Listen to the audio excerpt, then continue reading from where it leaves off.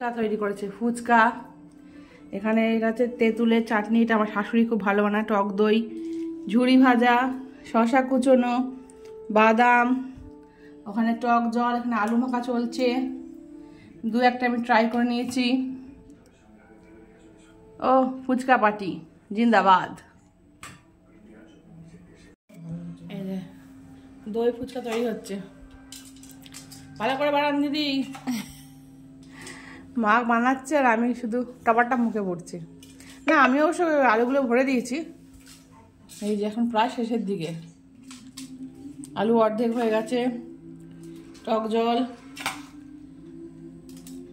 শসা, দই অর্ধেক হয়ে, ঝুড়ি ভাজা, বাদাম, তেঁতুলের মিষ্টি চাটনি।